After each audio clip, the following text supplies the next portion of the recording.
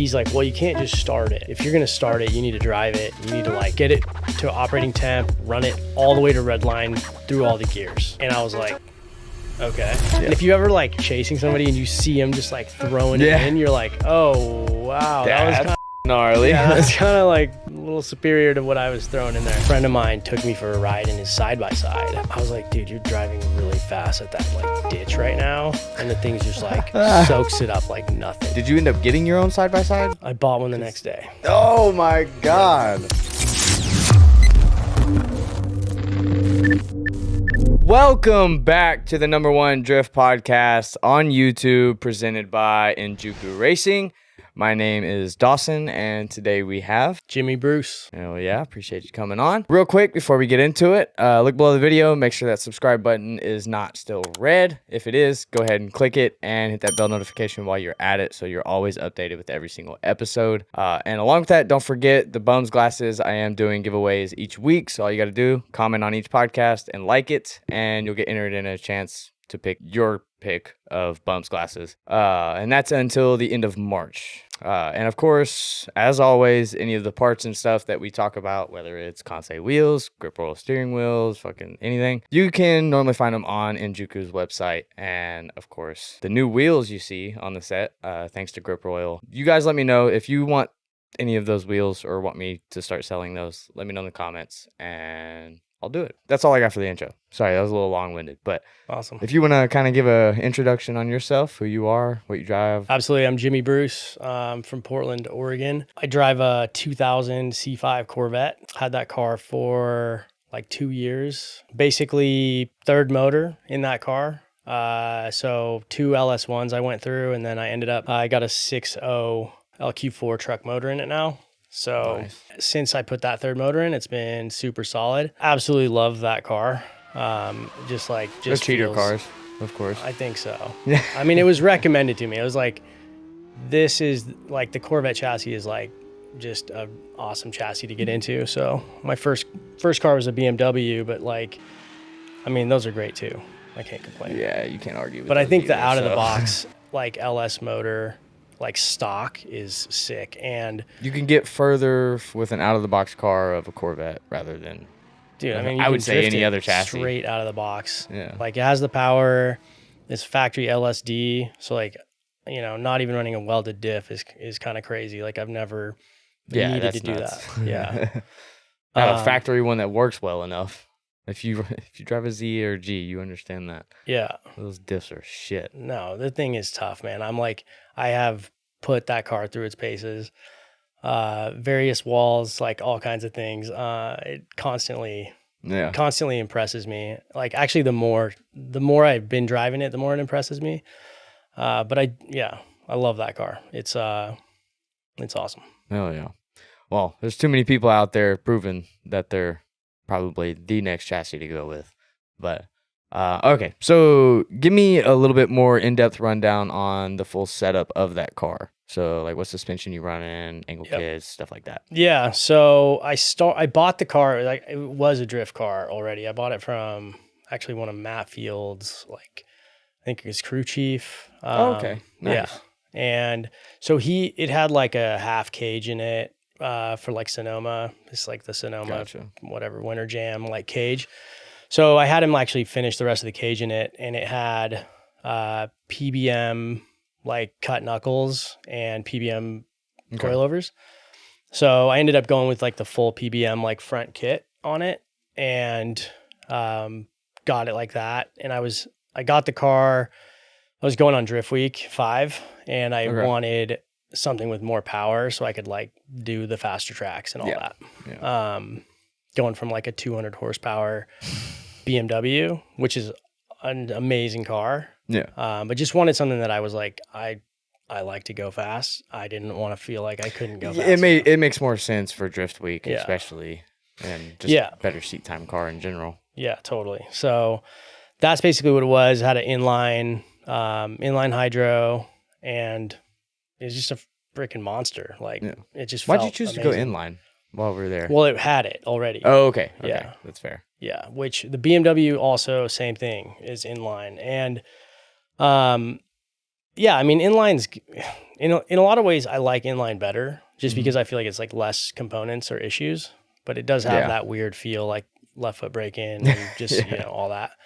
But yeah, so basically I drove all night to go pick that car up. I had like a very short window to go to like this. I was like, there's like one event I could drive before I went to Drift Week. So I was like, all right, I got to make it there. Yeah. Yeah. And like new chassis, everything, and way more power. And so I drove all night, went to my first event, and blew up the motor that first day. Shit. Yeah. So just windowed the block and yeah. God, didn't have experience with that too either. So it was like, you know, I just remember being at the track and being like, can somebody like help me figure out like what happened? And it's like, okay, there's oil everywhere. Like what's going on? And then I'm like looking around looking around and I'm like, okay, there's a hole. There's a giant hole. What do you think caused it? Like oil starvation for sure. Oh, okay. Yeah. Does it have factory pan and stuff still? Yeah.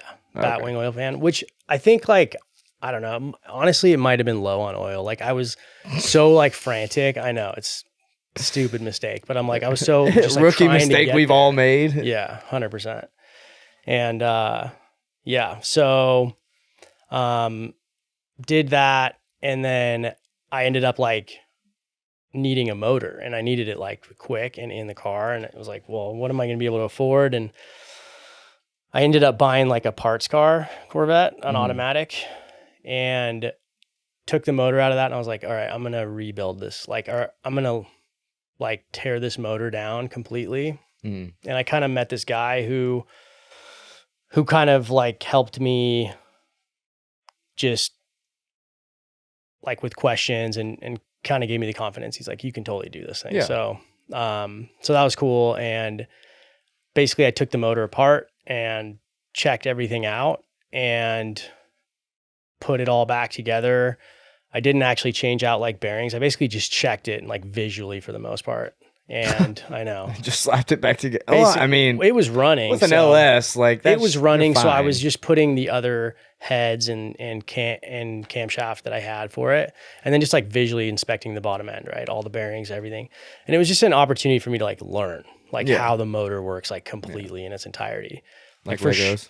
Exactly. So and it's like progressing, right? So I'm like, I wanted to learn just how it all worked and went together. And then it's like the next time I want to like be more precise, measure everything, learn how to do all that stuff. So it was just like, just all learning. Just a huge learning. That's cool that you do that, because most people won't take the time to do that. Yeah. I mean, part of it's like necessity. Part of it's like, I think building motors is so badass. Like I just want to learn about that. I just like to learn the mechanical aspect of how everything works together. That's what I got to do is how it works. But then the level of precision in like machining and the tolerances and like, I love the accuracy of like micrometers and building motors and stuff. I think it's just amazing. So just one of those nerds, you know? It's just what I want to do like for fun. Like, yeah. I'm like, people do it for a job. I would totally do that for fun. So I just want to do more of that. And so that I just saw that as that opportunity. And in a big way, drifting is that opportunity. Like for sure, things are going to break. Yeah. So I'm going to get a lot of chances to like learn about how I like to be challenged. So I totally understand that. That's why we drift, right? We like a challenge. Motherfucker. Yeah. But yeah, so put that motor back together, and it was like right before Drift Week, and just had an amazing time. Actually, the first event I did, I mean, it was a crazy story just getting out there. All the bad things happen that you can have happen on a trailering across the country. But like the first event was this like Adam LZ event that he promoted, and there was like, I don't know, it was like 6,000 or 7,000 people that showed up to E-Town on the FD track there. And I was like, first lap, I was like, okay, take it easy, you know? And it's like my second time driving this Corvette. I'm like, take it easy. And I was like, okay, I did that first lap. Like second lap, I was like, all right, let's get it. And then I'm like, put it right into the wall. Concrete wall first, like second lap out. And I was like, okay. Luckily, turn 2? Second outer? Yeah. Yeah. And luckily I had, She'll eat you up. oh dude. And there's so many people. I've never had like thousands of people react and go, oh, like everybody, everyone in the crowd over the motor. it. Yeah. All of that. I was like, oh man, but honestly, like I kind of fed off that energy. I was like, luckily it wasn't like that bad. Yeah. And it was just sort of like, oh man, this is kind of rad, like that we're doing this. And then that's when I learned that I had a KBD bumper. I didn't even know it was a KBD because I didn't get it from KBD. But it popped out like it was like wadded up, and then I just like, popped it back out. I'm like, okay. There you go. There's do you have a video of that? I have pictures of it. I don't think I have a video. All right, send me the pictures of it. I definitely will. Especially if you got one of the bumper wadded up. Oh, for sure. Oh my God, that's amazing. Yeah. Shout out KBD. Seriously, and it's funny because I didn't even know about KBD until kind of like later on. But like, I'm so pumped. I think they make the best looking C5 rear bumper, hands down. It's got like the little wing. Yep. And yeah, but that was like the first day, and then like sort of the crescendo was at this track called Summit Point. Okay. In West Virginia. It's like such a sick track. Like absolutely love that place. Drove there for 2 days, had like the best time, and like just a couple of like the most amazing drifting experiences I've ever had. And then the crescendo was like last laps. It's like basically me and Adam LZ kind of tandeming through the whole course. End of the day, it's like 5 o'clock. You never say one more lap. Yeah. Never say last lap. Exactly. Last lap. It's like always say one more. Yes. Never say last lap. And it was like, okay, well, this is the lap. They're like, this is last lap. I'm like, okay. So we're running, and earlier in my drifting career, I was a huge fan of the rev limiter. I was just like, I just loved it. It feels good being on the limiter. Yeah, of course. And I'm like just banging limiter, banging, and the car's getting hot, but I'm like, I just got to go for it. Like, this is it. This is like, it feels too good. It doesn't get any better than this. I was like, this is so rad. And then I pull into the pits, and I'm just like on cloud 9, just adrenaline's flowing. And I'm like, yeah. And I see a buddy over there. I'm like, oh, I'm going to like pull over there. I just want to like go, shoot the shit for a little bit. And like, car dies. And I'm like, okay. Oh no. Go to start. It's just like click, click. Yeah, it's not starting. So it basically seized up. So that was the second motor I lost in that thing in like not 2 months or whatever it was. So did you take that one apart, or you just slapped it in there?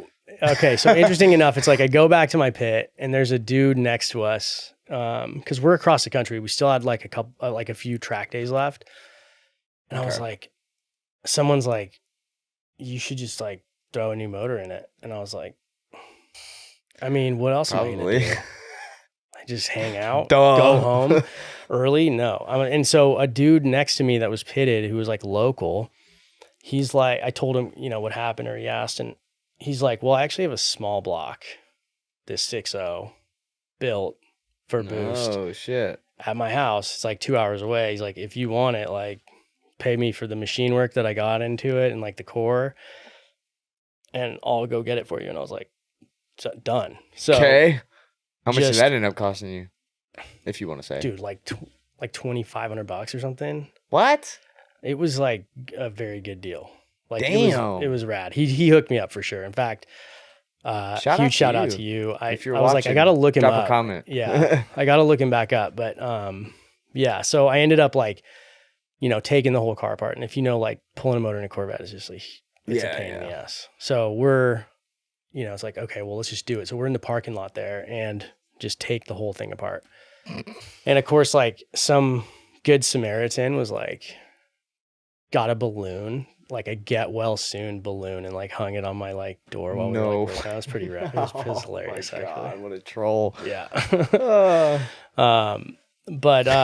Yeah, so we took it apart. I'm like all night. They're drifting the next track that was there at the same like compound the next day.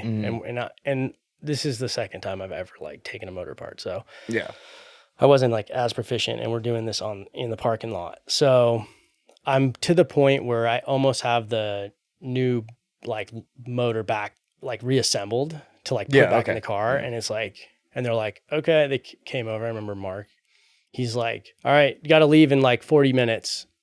Like pack this shit up and you got to get out of here. And I was like, excuse me, I'm about to like put this motor back in the car. And it's like, everything's got to be disassembled. Like subframes dropped, suspensions all out. Like it's, dude, car's like completely apart. Fuck. So had to load it up, put it back in the trailer, and we're like, okay, we're gonna go to Walmart down the street. No like, way. Let's unload it that night, take it all apart. And this is actually the worst part of the story is like somebody mentioned to me, they're like, you need to make sure you change out the pilot bearing. Oh, and I was like, oh yeah, okay, pilot bearing's important, right? So I got a pilot bearing, and I'm like, okay, how do I take the pilot bearing out? And it's like watching some videos, and it's like bread, right? I'm like, okay, so I'm like jamming bread, and at least you're at Walmart, you can go get bread. Exactly, and I can't get it out, and then I end up like, and that's like the only thing. We have the car disassembled in the Walmart parking lot, ready to go back together, and I can't get it out, and then I also like grenade it, trying to get it out, right? And then I realized I'm like, that was a brand new pilot bearing. It just came back from the machine shop. Like that whole crank and assembly, like it had just been gone through. So it was brand new. I just remembered dude who's an expert being like, make sure you change out the pilot bearing. So I didn't even think about it until then. And I was like, it didn't look that like bad now that I think about it. Fuck, now man. It does. So once again, load it all back up. And I didn't even think about that myself as you're telling the story. Yeah. I load it back up and I'm like, we're doing this again. So we're like, let's go. We got to go meet up with everybody and like find somebody that can help us, like has a tool, whatever. Yeah. So we load up and then have a huge blowout in the truck. Good God. Yeah. Like if you've ever heard of like a semi truck tire, like blow, it's like scary. Absurdly it's loud. Insane. It looked like a dust cloud, like mushroom came out around it. So that happened. And so we're like, okay, we go to a truck repair place and luckily master mechanic there, he's like got every tool known to man. So we're like, okay, can we do this? And he's like, yeah, you can do it over there. And it's like a gravel, like off level parking lot. So I'm like, all right, let's do it. Starts raining and it was shout out to him though for having the tool. Oh, like dude, being that cool with it. They were way cool. So got it back together, finally got that thing out, put the new one in, got the car back together. And then, this is where the story gets a little bit sad though, is like, oh, there's more. Yeah. It's so always got to be more. We got to tune it because it's not a 5.7 anymore. It went to a 6.0. So I needed to adjust a tune and wanted to go to the legendary turbo mic because we were on the East Coast. I was like, all right. And then that was on the way to the last track where everyone's at. So I was like, dude, this is going to be perfect. Sick. Yeah. Go see turbo mic. And then we're going to go hit the last track after swapping the motor. Like that's an awesome way to like wrap this trip up. Right. And so we get there. In theory. And he couldn't get the OBD to communicate. So like no CAN bus activity. And we're like, we spent the entire day just trying to troubleshoot that. And it was like heartbreaking because we just couldn't get it to communicate. So we just like, after that, I was like, okay, we haven't slept in how many days? Let's Who knows just go how many home. days? No, we went to the last track to hang out. I got to go hang out, see the homies. And it was actually rad. Like I got to ride with like. Yeah, do that. Don't do what I said. Ride with some friends. Be the better guy. No, it was cool. I was like, no, I'm going to make it to the last track. Like we came all the way here. We're like 30 minutes from the track. Like there's no way we're going to go drive 45 hours back and not hang out with everyone the last day. So it was cool. But yeah, when I got back, it ended up being like this stupid, like old wiring that was kind of dangling that it's like, I don't know if it was the ABS or whatever that was, and something kind of just rubbed and just was shorting out. It's like something so small. It was like the worst. That's always the worst to find out because it's like, damn, there's nothing you could have done, but like, I wish I would have noticed that. Totally. That could have easily got me back there. I know. And so like the cool thing though is that I never had to take the motor back out. So all that has been like dialed. Like that motor has been like a savage. It's been great. At least it worked out somehow, I guess. I know. I'm like that. Nothing a few parking lots won't fix. You know what I mean? Yeah. I hear that. Yeah. Oh. Do you ever consider going FDF on that car? Dude, the FDF kit for the Corvettes are nuts. Dude, I honestly have really enjoyed seeing like some of the content Josiah posts about like teching out on the Corvette, and it's like the genius. Yeah, it's very cool because like I like the technical aspect and the engineering side and the R&D and all that. Like I'm really into that. So I haven't really. I actually after that trip, like everyone was like, I had people talk about like, hey, you're gonna have like the PBM stuff has some lower ball joint problems, like blah blah blah. But I never had an issue with it until later, and then I had like a couple failures like in a row that took me out of drift events. And once one goes, the others will start. I ended up going to Wisefab. Oh, okay. Yeah. So just heard a lot about like Wisefab, and I was like, you know, give it a go. So because FTF is actually the one that I have not tried, but I would definitely like to see what that's like. I got SLR in my BMW. Yeah. And then I also at the same time switched to feel coilovers from the PBM stuff. And big BC guys over here. Dude, I got BCs in the BMW as well. So I don't know. I'm like, I love like OD trying too, all but the I'm stuff. BCs. I've just always had BCs too. Yeah. Truthfully. No, I mean, I have that BMW. It's like, dude, that car is amazing and just so easy to drive and like fun. So I think for me, it's like part of it's just like experimenting with stuff too, you know? Yeah. So I don't blame you there. Yeah. Oh yeah. Well, let's go back a little bit. Tell me a little bit before cars and stuff. What was life before all of this? Way back when? Well, so originally I'm from Chile. I was actually born in South America. No shit. Yeah. So moved up here as like a kid, but Spanish was like technically my first language.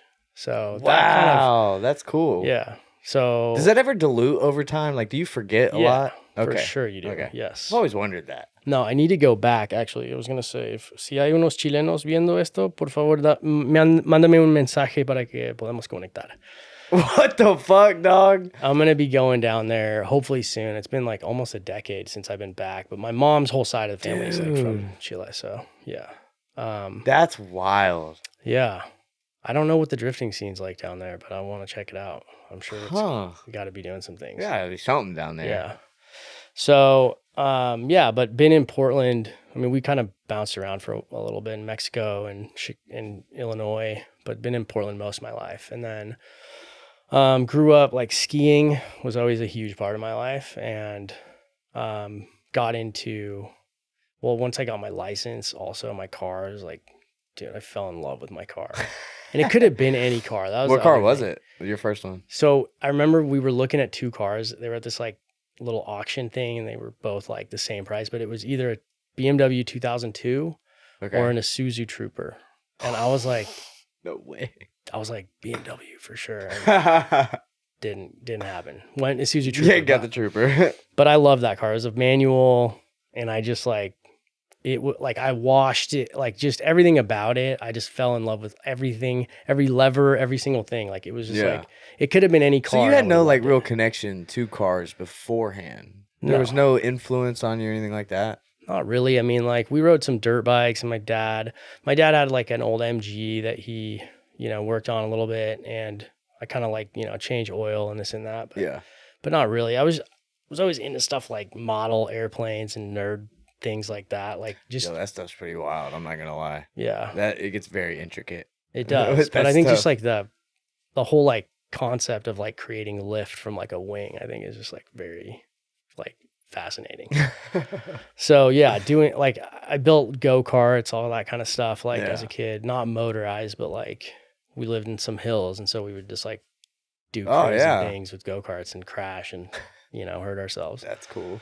Yeah, but when I got into snowboarding, and then in high school, it was like there was a ski race team, and I was like, dude, I want to race. That sounds sick. So ski racing was kind of like, I would say, intro to like, I think led a lot into the car stuff, because like really it taught me a lot about like line, like how to choose a fast line. Oh, okay. Right? Yeah.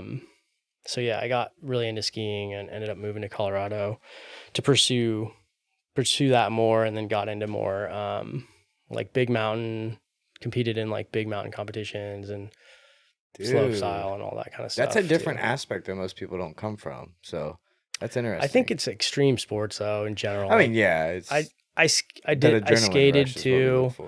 I just like all those things, surfing, anything I could do that's like adrenaline related, right? Yeah. Is like, I feel like that's the similarity that we all have. Mm-hmm. Is what we're all craving all the time. The juice. Yeah. 100%. Oh, hell yeah.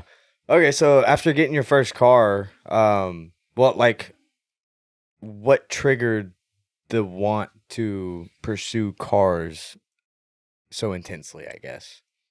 That's a good question. So, because you're washing it, you're taking care of it, like you're learning I think that the for ropes me, of maintaining a car. The biggest thing is like the car was my car, so it was the first thing that I had that I could kind of control, and it was a gateway to like escape like life. Like I could go drive. I was big into stereos. I still am. So like making a stereo, like I just think cars have this. They not only can they physically transport you, but they also can like emotional, like just make you feel something. Oh right? yeah. So I've just always been into that. It's vibrations. Yeah, I think is the key of it, dude. Everything about it. I just we won't. We ain't gotta go down that whole weird rabbit hole. Yeah, but no, totally. But yeah, I think, and then I just always wanted to race stuff. Like, race car. It's like that would be the dream, right? Like, also seems unachievable. That's literally what I was about to ask. Yeah, how unrealistic did it seem at the time? I mean, I'll put it this way. Like I spent a lot of time just building my business for a lot of years, and I just didn't really feel like I had a lot of room for that. So I did snowmobiles. So that was a huge it is a huge passion of mine. I love snowmobiling. Like it is freaking rad. That's something I'm always wanting to try. Dude, it's amazing. Also scary. It's like Ken Block, dude. I mean, it's dangerous out there, for real. RIP. I think that's a scary part for me. I sold 2 snowmobiles when I bought the Corvette. I was like, man, it's time for a little bit of a change. But yeah, I've just always been into motor anything. It's like, it's amazing. And then a friend of mine took me for a ride in his side-by-side. Oh, okay. And I was like, dude, you're driving really fast at that like ditch right now. And the thing's just like soaks it up like nothing. I was like, this is like a trophy truck. So like I was going to ask you about that too. Did you end up getting your own side-by-side? I bought one the next day. Oh my God. Yeah. So, okay. A lot of people that I see get into the side-by-side stuff, it happens just like that. They get so sucked in so quick. But my opinion on the side-by-side stuff is it looks very exciting up front and makes you really want to get into it. But I feel like it's something that you lose passion for very quickly. Yeah, I could see that. I mean, I'm like, there's just a lot of stuff you can do with those. They're insanely capable out of the box. Like from like a technical standpoint, they are just like, they are nothing like a 10 or 15-year-old side by side. Not even in the same league. They're just, the suspension is insane. And I've jumped those things so high. you just like, wouldn't think you could do that with something just out of the box like that. Especially something you could possibly fit 4 fucking people in. 100%, yeah. And the rock crawling capability is like unreal. I feel like it's like a spider. Like the thing will just go up like a straight wall. And yeah, just high speed, like desert type driving, dirt road driving, like just sliding around. They're just amazing. So and then the dunes, you were taking it a lot? Was kind of just a bit of everything. Like I went to King of the Hammers. And I'm like, and then what I really was most excited about though is they started doing a side-by-side, like short course racing. Oh, cool. Yeah, close by. Oh, yeah. And so that's when I started like really modifying it, cage, suspension, like learning more about those specifics versus just Was this your first time like really modifying a vehicle, I guess? Yeah, I would say from a standpoint other than like lowering something or leveling kits or whatever. Definitely it was like the next level. And then I just had a dude at the track that I met at the track who kind of like took me under his wing a little bit and like started teaching me stuff. He's like, hey, this is how you need to take off the line, like blah, blah, blah. And so, he was like super inspirational to me about like not only just believing that like I could be competitive, but also like helping me progress. And so I ended up like winning the first like series that they did at the Washougal motocross track, which is like a really huge, it's like one of the national like supercross like locations. And they built this short course for side-by-side. So I was like pumped. And then when COVID happened, they shut it down. Ruined everything. So yeah, but I think the side-by-side stuff is rad because like I've been like took it to Moab. You got the dunes. You got like just I mean, they are just I want to go to the dunes just to go once. Dude, it is really cool. I think that shit looks crazy. You gotta check it out. Yeah. It's like I don't know, you just wouldn't expect it to like have so much going on, but it's definitely like a huge party out there too. Oh, I've heard it's extremely dangerous. Like more dangerous than you would ever expect it to be. Absolutely. You don't realize how lost you can get in nothing. Dude, like I don't know. I don't even know how to explain that because I've never been. So but no, it's wild out there, but it's fun. But I would agree with you on that point. Like to me, it has like a limitation of progression. It's like, you can go more power, do wheelies, you know. But like the technical, the technical like advancement that you're going to do as a driver, I feel like are somewhat limited there.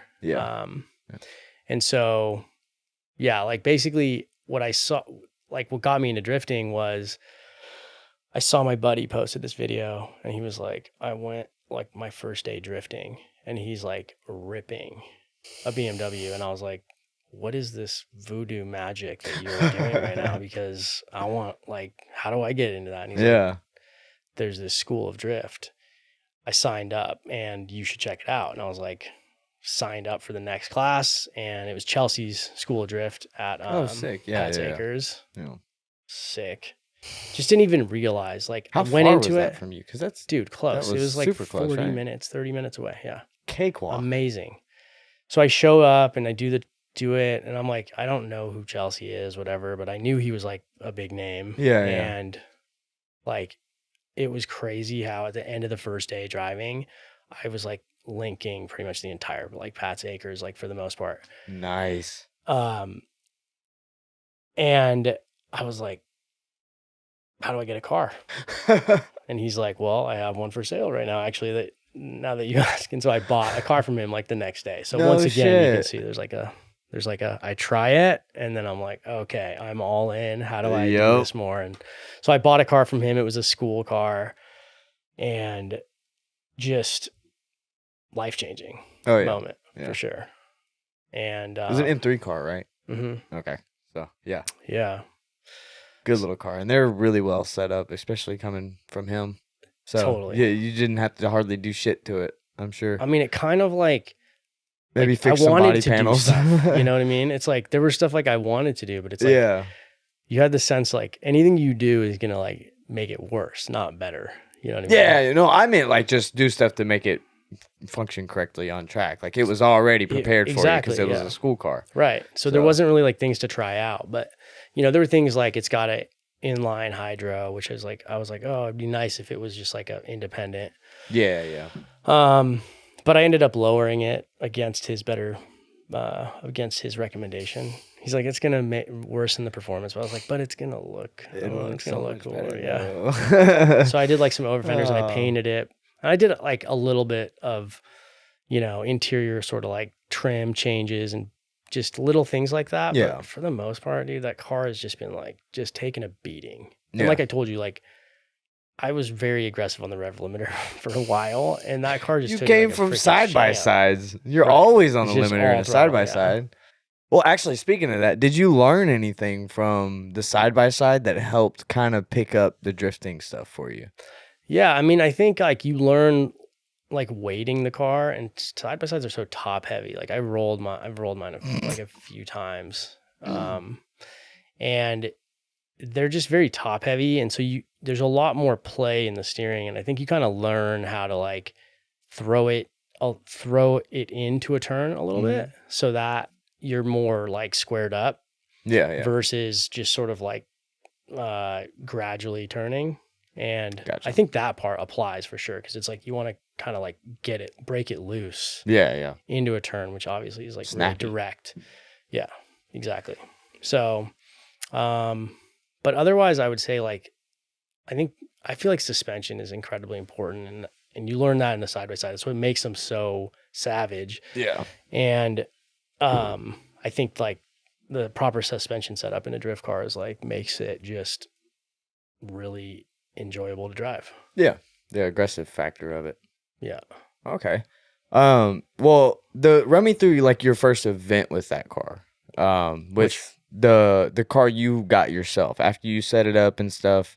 Like what did you focus on at your first event? Are you talking about Corvette or BMW? Like BMW. Yeah. Just trying to not spin out. I feel like that was like the goal, because I'm at Pat's Acres, and that track, it's a very tight kart track. And so it's like getting practically a private day to get to practice is amazing. But like once you get like a bunch of people out there, I'm like, nerve-wracking. Yeah, I think for me, it was just like, gosh, what was I thinking about? I think it was really just try and not spin out. I feel like that's like the biggest thing I was thinking about the whole time. Yeah. Which probably doesn't help. I think encourages you more to learn faster, because you don't want to be the guy holding everyone up, because especially in a hot lap circumstance, like up here near at mid-pond and shit, dude. Yeah, you don't want to be that guy. Yeah. I mean, it's hard because it's like, to me, I always want to push the limit. And I'm like, I feel like from early on, I was like, I just want to see how sideways I can get this thing. Like how aggressively can I You have to find the limit. be? And that's the only way I want to drive, like all the time. I feel like I drive differently when I'm around people like closely, because I'm like, I don't want to cause a problem. But for me, I love like pushing it absolutely to the limit and just trying to find that spot. So it's like, I guess it's there's somewhat of that delicate balance that I think really applies, like a couple of like focuses that people have. It's like, I feel like you can kind of focus on driving really aggressively or really consistently, which is great for like tandeming and stuff, you know? Yeah. Which are both awesome. But for the most part, I'm like, I always just want to see like how hard I can go. Yeah. You want to keep pushing yourself to a better potential and stuff like that. So, well, okay, let me ask you this then. Whenever on that first track day, what was something that someone said to you, whether it was Denofa or something, that really helped it kind of click for you? And what was the issue, I guess? What were you doing? Well, one of the first days, like I wanted a tandem, right? Obviously. And I was chasing, it was my buddy Andy, and then I think it was like Chelsea and Matt Reeder and me. And my buddy, like, it was like we were both very early on, and he kind of like slid out, and they both saw it. Yeah. And just like adjusted, and I was sliding, just paying attention to like the next car. Oh yeah. And so they kind of like jumped out of the way, and then I'm just like eye contact with Andy, just like sliding straight at him and hit his car. And that was like, I was like, okay, you got to be more aware of like things that are happening besides like what's Stop looking right over your hood. It's like so true. You got to look. I mean, that's something that I think I learned with the side-by-side stuff too. It's like, be looking way like further ahead than just like, if you ever get the opportunity, like talk to one of the Pro 1 guys or something too. It's very interesting because I've seen it in video, them try to explain it. Cause like you don't, like in the moment, you don't really know, like you're just going along with what your brain's telling you to do in the moment. So after the fact, it's kind of hard to really remember where you're looking, but when they explain it, it's like, the bottom of their vision is like looking at in the space between your wheel and your door, that little area of your fender. So looking right down there at the bottom of your sight, and then looking forward out in front of their car with like the middle main eyesight, and then like you're looking at his hands on the wheel with your peripherals, and you're checking his wheel to make sure, and your other peripheral to make sure it's not doing something weird or twitchy. And that's how they coordinate whether they should dodge or stay in it or whatever it is. And it's mind-boggling, dude. Totally. I'm like, I get, because by no means am I a good driver. I've been driving for 3 years. Like that's nothing. So to me, that's still so far ahead of my skill level that it's crazy to me to even think of.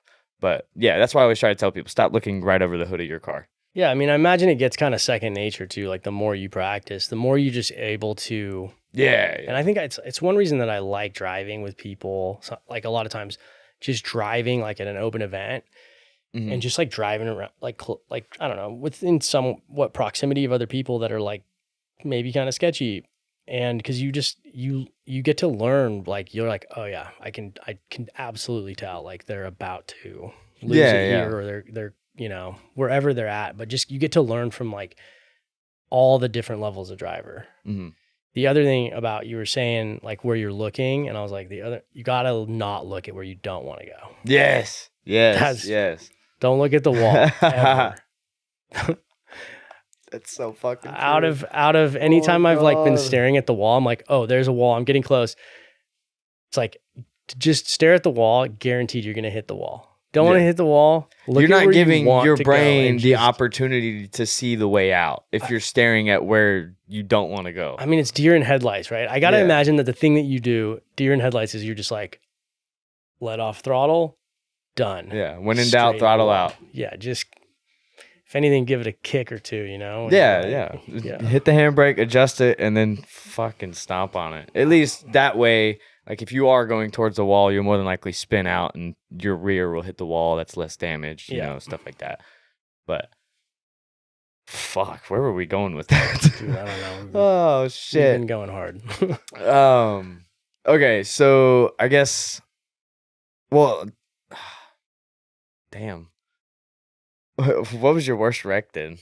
Let's jump off of that to And what did you learn should be I guess, what you should have done in the instance of that wreck? Well, it's funny. There's been a few of them, but I would say like none of them have been, you know, knock on wood, that bad. Yeah. One that like video wise was like crazy was I was at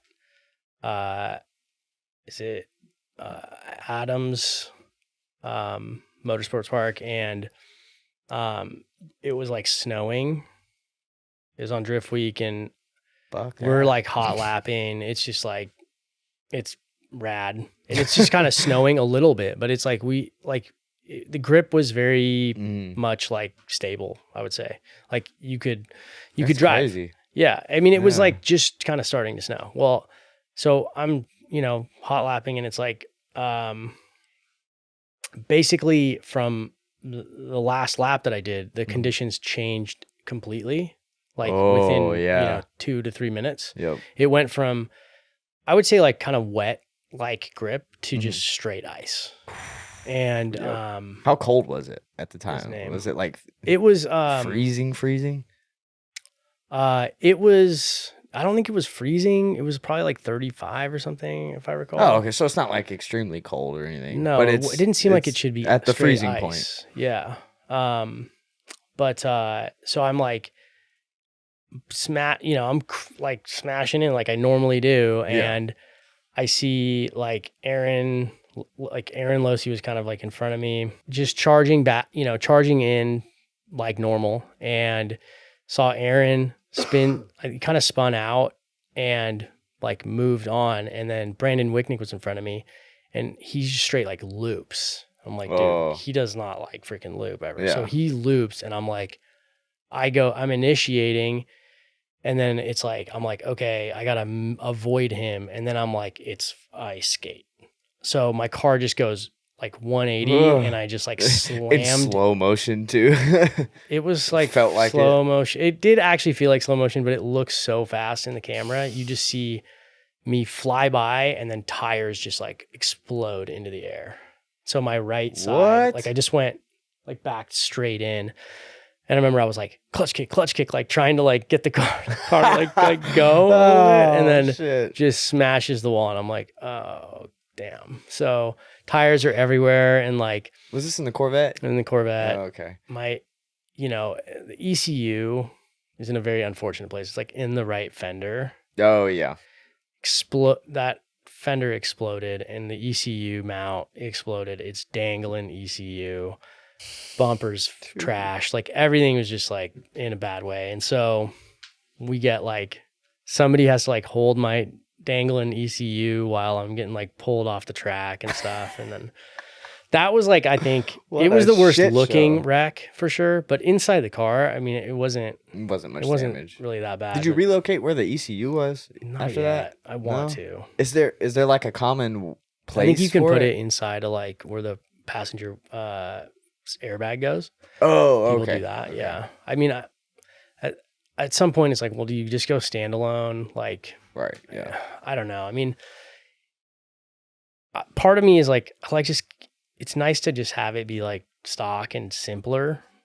Yeah. Part of me wants to just go all out and like, Well, I will say, because like that was a big thing for me, not going standalone. I wanted to keep things simpler. Yeah. But I didn't realize how like simple and better having a standalone is.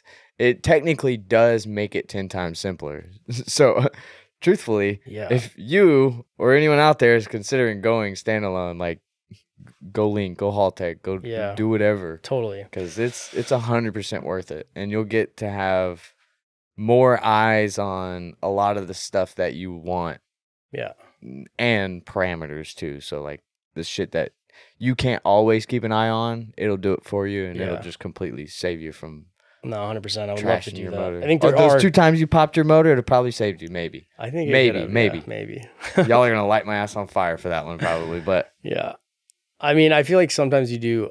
There's different problems that you have, but I would agree. It's like it definitely has got to be the way to go. Just eliminates a lot of variables, but there's different things, right? Go grab your standalone in Enjuku. Now, do it. Right. Yeah. But so we ended up just like, dude, the amount of zip ties I used to put that car back together after that wreck was crazy. And it like worked.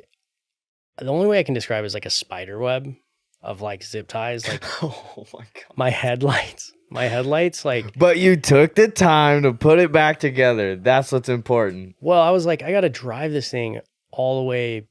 I got to drive it. So like. Oh. You didn't like trailer it or anything? I was driving it. No, I was driving it. This is Drift Week, right? Oh, okay, that's right. Well, I trailered it out there, but then it was like, well, we were going to Utah, and I was like, dude, I wanted to go on like a little snowboarding trip, so I put like a snowboard rack on the Corvette and just took it up to the mountains over there, and then drove it back to Portland. And I was like, man, I need like a headlight to drive. Like these headlights aren't like, it's an older car, so it doesn't have the greatest like illumination, right? My Z headlights are like pointed straight at the ground. It's fucking stupid. When you should have seen the zip ties holding the lights in, because they looked solid like sitting, and then driving it's like a spotlight like moving around. I was like I should get a flashlight out or something. But yeah, I was like, I honestly wish I would have taken some photos before I took it apart, because when I got back I was like, man, I just drilled like a ton of holes and like zip tied like all these like angles, and I was so impressed. Like it made it back, because I was like cruising, I wasn't going slow, and like all the parts stayed together. Like people were like, that's pretty nuts, dude. People were like, how is your car back together when you took a hit that hard and it's all fiberglass? This whole time though, that KBD bumper was fine. That rear bumper, it's got no problems. Yeah.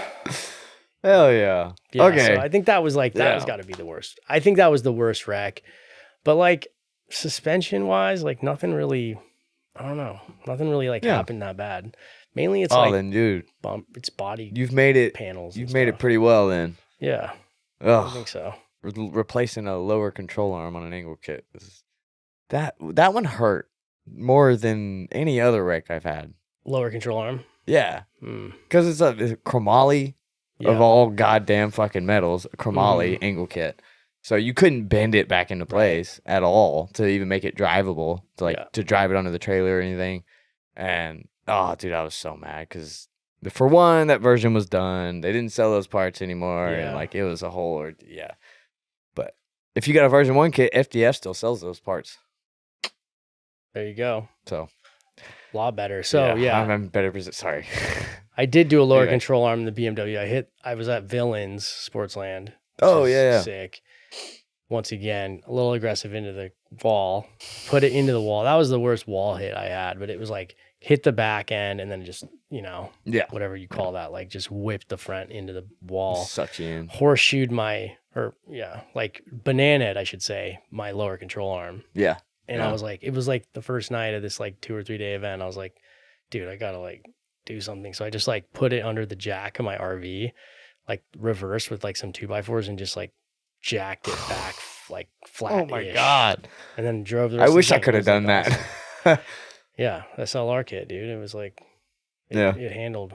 It did great, honestly. Like I was like, sometimes I feel like the alignment specs make such a big difference in driving. And sometimes I'm like, man, it's crazy how your shit can be like, kind of fucked and like. Go listen to the last episode with Josiah if you want to know about that shit. He fucking, the amount of times he blew my mind on that podcast is unreal. Like there was some moments where I sat in silence for a second before I moved on to the next question because I was just trying to process. Yeah, I bet. Oh, dude. All right. Well, how did you? Okay, I guess let's back up a little bit. How did you get from the BMW to the C5? Like what? Why'd you get rid of the BMW? I didn't get rid of it actually. It's like my seat time car. It's like my seat time car. Perfect. So it's like I don't want to eat all the tires at the track, Yeah. So I love the BMW. I feel like it's like I don't ever want to sell it. I just want to keep it. Part of me is like, oh well, what could you turbo it or put a different motor in it or whatever? I'm like, I'm just gonna run it like it is, hopefully forever. Yeah. If something happens and I do something else, but I just think it's such a great car, and I think also I love the idea of having like a bunch of drift cars. So like if friends are visiting, we can drift together. Take the keys, 100%. Yay. Or if someone wants to learn, like friends, whatever, that like having that type of car that anyone can jump in is nice. Yeah. And that car's like taking a beating. I was like, as I started watching videos like from Chelsea, I was like, man, a lot of people have driven this car and crashed it, this or that, whatever. And thing's a freaking animal. I love that car. Tanks, dude. Yeah. But take it. It was like, it is one of those things where it's like, okay, you're not going to, I don't know. I would like to try to drive it at like a really fast track, but I feel like if I'm entering at like 120 miles an hour plus, like I'm usually giving the Corvette like all the beans, like the whole way. Yeah. Yeah. So that car is just not going to be able to do like that type of have to fight for it a little bit more, which is fine. Or like it's a strong tailwind maybe. And like, I don't know, like, but give me an extra boost. Yeah. All the nitrous.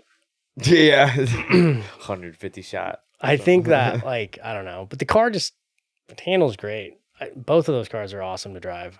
Yeah. It's funny because like people don't like to ride in the BMW as much because it's like it doesn't make like all the smoke and it's not like all the noise. Well, yeah, that's good. That's a driver's car. Like you totally. That's there to excite the driver. Yeah. Not really anyone else.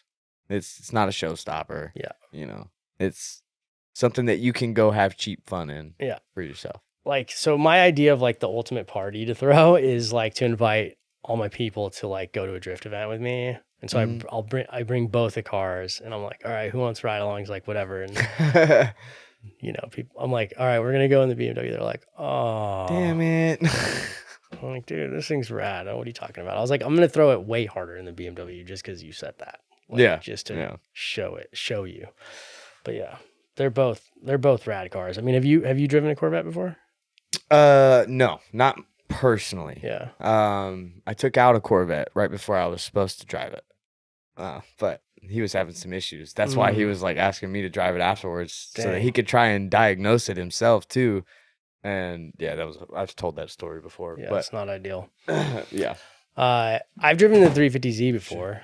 Those Yeah. are fun, but I've never driven an S chassis. I'm like, I need to do that. I feel like I've driven a KAS chassis. Yeah. It wasn't that fun. Really? Yeah. Not gonna lie. Hmm.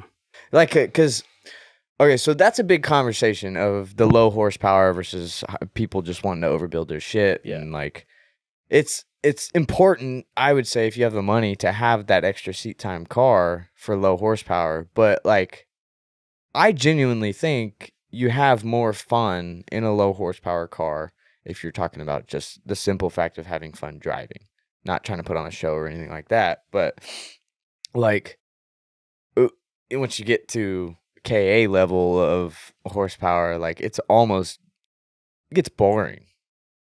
Yeah, I mean, I think that I feel like you can't go wrong with getting a drift car. Like, I think there's a lot of times people will ask that question. It's like, It's do I hard need to do answer an LS too. swap or do this or that? And it's like, I don't think there's just not really a wrong. I would say don't fucking go LS swapping just because you want to or because the engine sounds. I just posted a VQ video or why you shouldn't LS swap your car after the first year of driving. Yeah. And so many people they get pissed just anything to do with LS stuff. But yeah. I mean, I think it's like just drive. Like that's to me the thing. It's like it doesn't matter going higher horsepower. I mean, it's like higher horsepower to me means are you in it to build a car or are you in it to drive? Yeah, like what's your purpose? You're gonna break more stuff, you're gonna use more tires, you're gonna do all those things. So I feel like you can get just as good driving whatever. Just go drive. And if budget is an issue, which it pretty much is for everybody, all of us, it's like get lower horsepower car just means more seat time, more fun. And that's all I was talking to in that video is people on a budget. Yeah. And I even said that in the description, but you'll still get the people that are like, I just want to do it because I love V8s or I'm doing it because I have the parts laying around. Oh, okay, yeah, that's what I literally just said. Yeah. Like, go do that. But I'm talking to the people that are they're trying to scrape by and still get into the sport. Yeah, I mean, I think there's something to me where I'm like, driving a slow car fast is rad. Driving a fast car slow, not cool, in my opinion. So that's a good way to put it, though. That is true, yeah. I'm like, if that's the way it is, and I'm like, so, it's whatever. Drive whatever you want. I think there's too much mindset. I mean, even for myself, I was like, man, I need a higher horsepower car. And it's like there were people driving hard without it. Yeah. I wouldn't have been able to push it as hard, but it's still like I was limited with the power that I had. It's like you can always have more. I think it's just like go do the best that you with what you got and go have fun and just get out there. I think that's like the biggest thing. I think the worst thing is if you spend too much time trying to work on your car, build a car, like turbo your car, and have a bunch of problems with it because you're chasing power versus you had something that was like working. You know what I mean? Yeah. Like that's to me I regret saddest that part. Yeah. Every day. I'll say it over and over again. I wish I would have left that car alone and still bought the RB, but just I really wish I would have done it in a G35 sedan. That's what it would have been way cooler. But that's part of the learning process. Yeah. Maybe someone else will not do that. Yeah, there you go. Let me ask you this then. So, what's your most common track around you? First. Well, now it's Spirit Peaks Raceway. Spirit Peaks. Okay. So, if you were to take both the Corvette and the BMW there, just that track alone, just a normal grassroots event, just having fun with the homies, which one are you having more fun in? That's loaded. I know. I mean, the Corvette, dude, is like it's just more, it's just like a little bit, it's just a more intensity. Yeah. But it's like the same thing. Like, I don't feel like I drive better in it. It's just louder and like smokes the place out harder. You get more feeling from it, yeah. And people go, holy shit. And it's louder. I mean, I like the sound of that motor a lot. I mean, it's basically just there's too many variables. Glass packs, and a turn down right before my axle, and that's like it. So it's like that thing is loud, and I love it. Like I love the way that thing sounds. So I love the Corvette, but I don't like changing tires like all the time. Yeah. Like one of the last events I did I think it was the most seat time I've ever had.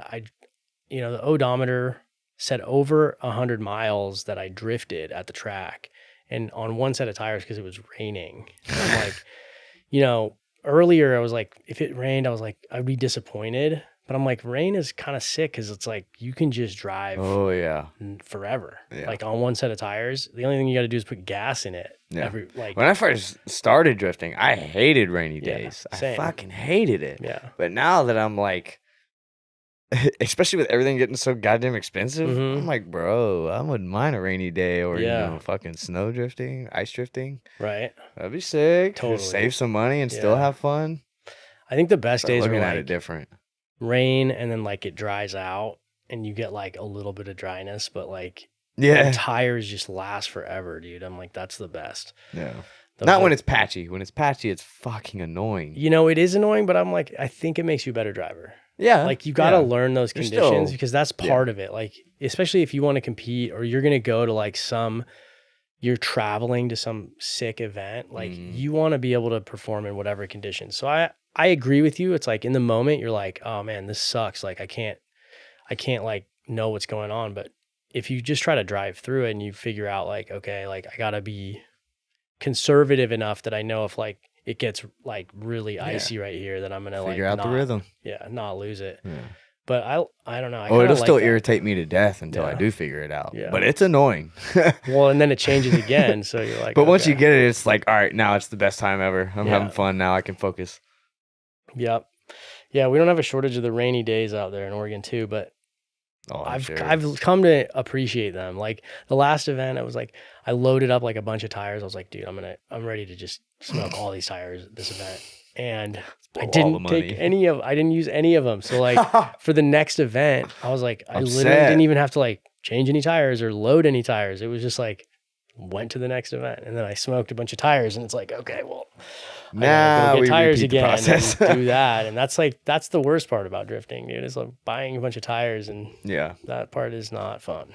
Oh yeah.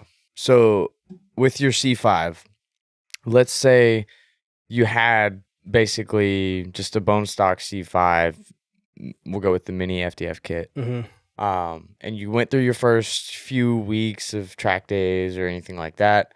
And you're ready for an upgrade. What would you suggest to someone in that position their next upgrade be for that chassis specifically? Yeah, that's a good question. I mean, I think that one thing for myself is I haven't really driven something with not a lot of angle, and I've liked to drive with a lot of angle. But the more I've progressed, and it's like if I'm like trying to throw like a big backy, like I realize that I don't really need a lot of angle to do that, which is counterintuitive. Like you would think you needed more angle the more sideways you're getting, but but it's less needed actually. It's more about the flick. So I think to me, coilovers, I feel like those make the more settled that the car is huge. I feel like being smooth at driving feels like it's really important. I think I've seen, if you've like ridden along with people, and it's like sometimes people are just like so buttery smooth. Yeah, because they're very relaxed. Yeah, they're calm like in the car, sipping like their macchiato or whatever. And I'm like, and so chill in the car. And then some people, it's like it's very frantic feeling. Yeah, and I just think I can't help but feel like a great set of coilovers like does help the car feel more settled and let you be smoother. I think the more calm and smooth that you can drive, especially because you can dial in where you want it to feel as well. Yeah. And then LZ actually on the smoothness factor of it, LZ said that in a recent video really well. He was trying to teach this dude how to drift. I think it was LZ. Maybe it was somebody else. I don't know. If I'm wrong, I'm sorry. But he was trying to teach someone how to drift, and they were making like crazy corrections with the steering wheel, and he was like, less input requires less input. So like if you're constantly moving the steering wheel like crazy, you're gonna have to constantly hit the gas a lot more. And if you just settle both of those out, things become a lot smoother and you can actually comprehend what the fuck's going on. Yeah, totally. I mean, I think that is where like really a great alignment makes a big difference. I feel like when you have a great alignment, Yeah. it just becomes like really like just little movements that you have to make. If your alignment's not very good, you're like slapping the wheel around trying to like Oh get it yeah, to do, and you know. like, dude, the slightest little extra bit of toe out in the front is gonna make your car twitchy as all hell. Yeah. So, yeah, I agree with that. Besides coilovers, what would you suggest would be the main parts to focus on? I guess. As far as like upgrades go, Yeah. Or actually, let me ask you this instead. With the amount of parts, especially for that chassis, because the Z, the Corvette, the E46 and stuff, there's so many parts, especially on companies like Enjuku. How do you go about choosing what is the right setup to buy for your car? Whether it's suspension, whether it's tires, whether it's wheels, whatever it is. Like, how do you go about doing that research to find out the right choice? If I'm being honest, like I think it's really just about talking to other people's experiences, right? I think that's huge, and just sort of whatever you have for resources. Like if you know somebody, or even if like you could pick up something used or something like that. But I think that's really the way that I've gone. I mean, as far as the changes, I think like putting money into something like a coilover, like a higher end coilover, I feel like there's a pretty linear return, and there's different options and stuff that are going to change a little bit of the variables. But I think for the most part, it's like you get something out of that pretty direct, and the variations as far as like, I mean, just how you set up your alignment makes a huge difference. Like how much toe you're running, just all that stuff. So I think, I mean, it just sort of depends. Like if you're hitting lock all the time and that's limiting you, then go with like a more aggressive kit that can just drive with more angle. But I feel like when you're outside of the car and you're like thinking about stuff, or you're seeing stuff online and people are talking about products or this or that, like you can associate like, hey, I want to upgrade, like I want to improve things. And for me, a lot of it is just like, how can you change like your mindset of how you're approaching your driving to like drive differently or drive better. If you have the best stuff and you're not that great of a driver, it doesn't make you drive way better. In fact, I think it maybe can inhibit you from driving. I mean, Chelsea told me this like early on, where he's like, it's kind of funny because it's like, kind of a borderline offensive. He's like, he's like, all these guys are like a lot better at driving than you, but you have a car that's like set up like way better. Yeah. And I was like, well, I felt like I was driving pretty good, but there's a lot to be said for that. It's like, if your car is set up so good, you don't learn how to drive through things. So, inevitably, doesn't matter how great your car is set up. Like if you're in a situation and something happens, like something bends or whatever, things happen. I think your ability to drive through like anything is super valuable. I mean, that's why I'm a big advocate for, with like you mentioned, the angle kit thing. I sometimes think that you should learn to drive through the low amount of angle. Totally. Learn how to correct yourself, correct the car to still stay in drift. And then, because dude, once I finally had an angle kit, I was like, this is a whole new car.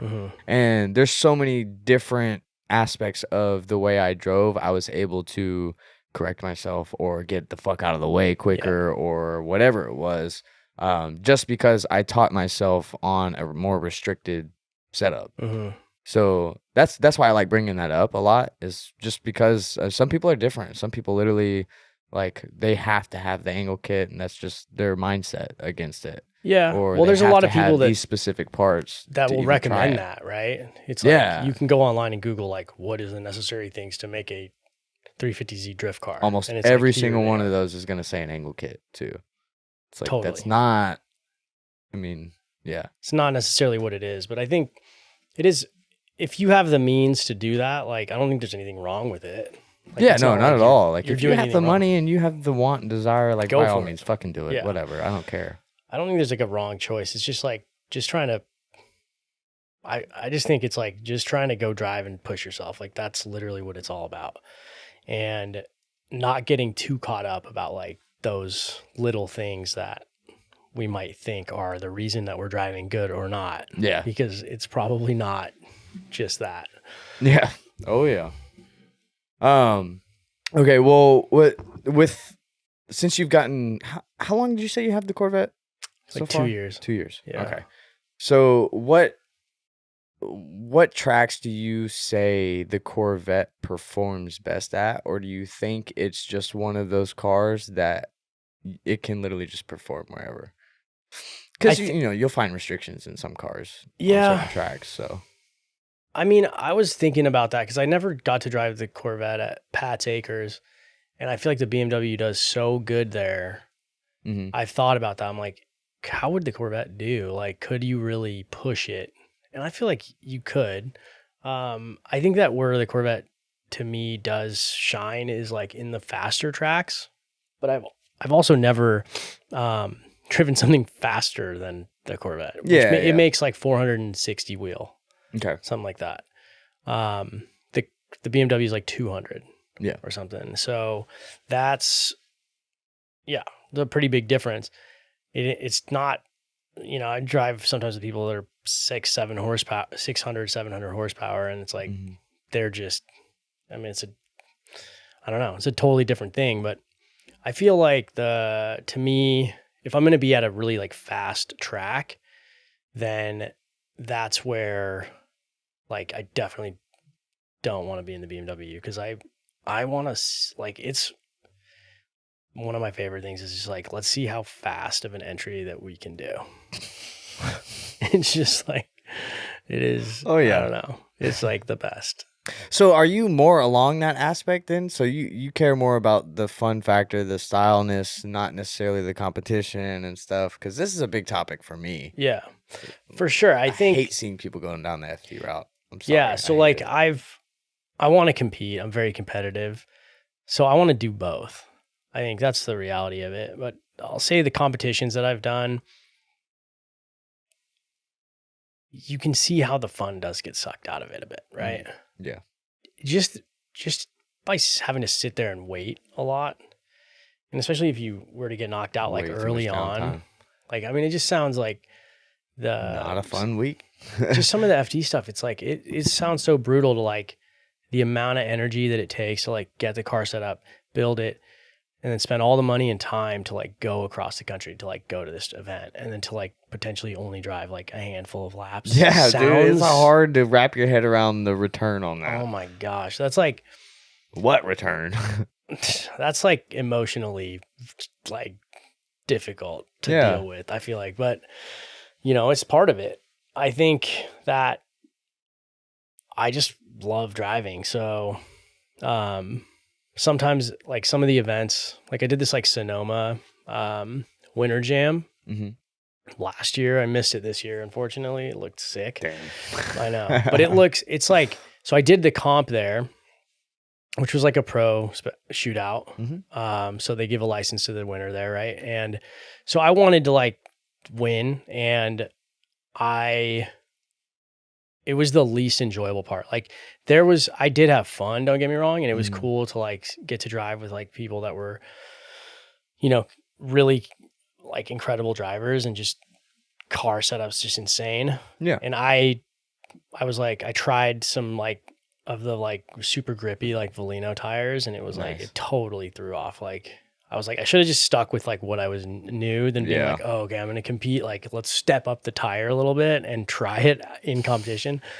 No, terrible. Bad ideas. Don't do that. Don't ever do that. Run what you know. That's like what you should do. And I think also just like being focused on just trying to have fun doing it. Because it's easy to like be like, oh man, there's like tons of people watching this, critiquing Get wrapped everything. up in the competition. That part's hard. But the other side is just like the waiting. Like it's just like a lot of waiting. Yeah. And I'm like, you can see like all these other like parts of the track are just ripping hot, you know, Yeah. the whole time. And you're just kind of like, man, that looks like fun. Yeah. But that event is so big and it's so many days. You do get to drive a ton, and that place is amazing. Like really, really a cool track. But you know, but I do like the competition side, and I'm definitely going to like continue to pursue that. I think it is totally different. I think the struggle is like, how do you make it just about having fun? Mm-hmm. I feel like a lot of guys get burned out doing that.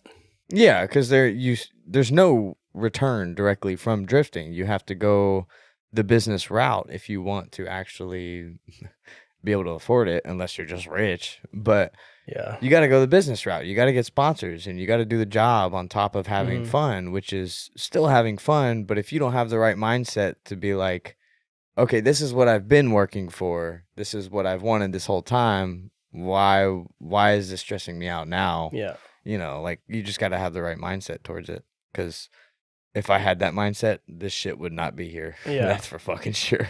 Totally. I mean, I feel like it's also just that ruthless competitive mentality too. Yeah. That drives it, right? It's like there's no other place in drifting that you get to be like the top, standing on the podium. Like that's like the ultimate like achievement, right? So I think the idea of that is obviously huge, but like what it takes to get there, I don't know, but there is a lot to be respected about it and a lot to appreciate about like the competitive side of things. Like drifting, the caliber of car and what you need to build in your program to be competitive is like, it's crazy. It's like, and it's always, and the competition side is what pushes the sport, right? Like the most, like I would say from like just like the technology and the innovation that's going on is like, that's what pushes the sport to me the most and does, you know, return that gets put into like the more grassroots side of things. But I think we all have some aspect of like that dream of like standing on the podium and being like the best, like drift, you know, the best driver. I would argue that because I personally don't. Really? I just like, I genuinely have no care for that. Wait, is this official comment? No. Oh, this is official. Yeah. I've said this a million times before. I don't like, I've never been able to grasp the want or desire to climb the FD ladder or I'm any type of major competition. FD, but just being able to enter a competition and win. I mean, no, still never. Like, I don't really care. Like, I could win in so many different ways because what I genuinely care about in drifting is having the best time driving. Yeah. And on top of that, putting on a show. I want people to enjoy us driving, not just me enjoy it.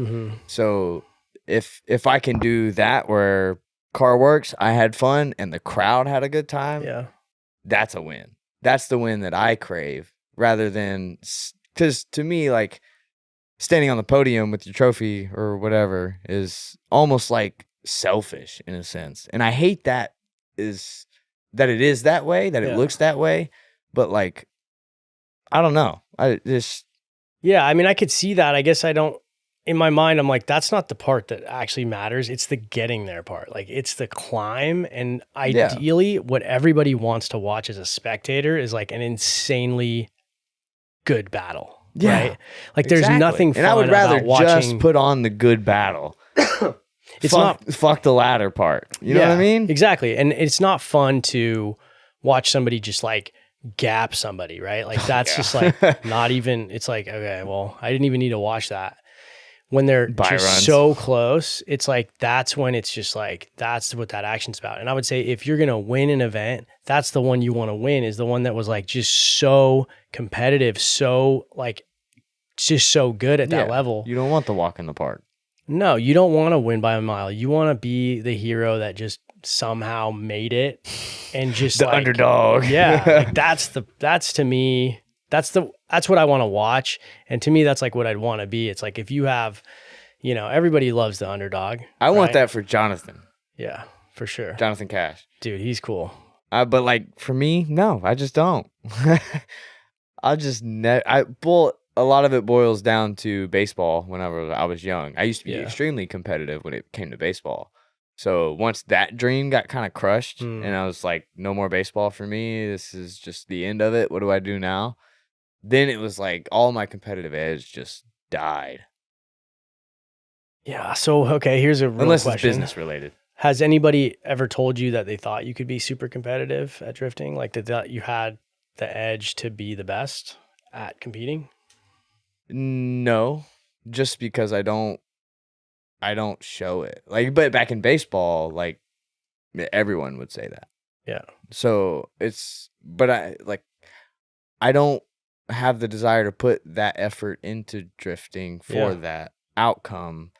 I prefer the effort of like what I'm doing right now, sharing the love of it. Like the more smiles I can see come from drifting, that's the win in my book, rather than beating someone to the top. Yeah. You know, that's why I can't get the selfish aspect of it out of my head. It's just because like I want everyone to have fun. Yeah. If I could buy everyone a drift car, dude, I would fucking do it. That would be amazing. All right, we'll go in. If we win the lottery, we'll do that. That's actually no, not the lottery part, but that's actually a goal of this podcast. I want it to get to a point where I'm building seat time cars to just give the fuck away. Yeah. Because I know there's people out there that just can't afford their seat time car. Or if they had a car, they could easily start drifting. Yeah.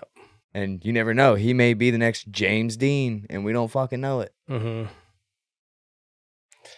Well, you're doing it, dude. I like it. I appreciate that. So you don't think you'd ever do a competition then? No. I'm not putting like Riverside and stuff like that. Like that looks extremely fun. Yeah. But like I'm going to go into it like I'm getting seat time beforehand. That's what I'm here for. And then like fuck all for the competition. Put me out first battle. I don't care. Mm-hmm. I'll lose on purpose. Yeah.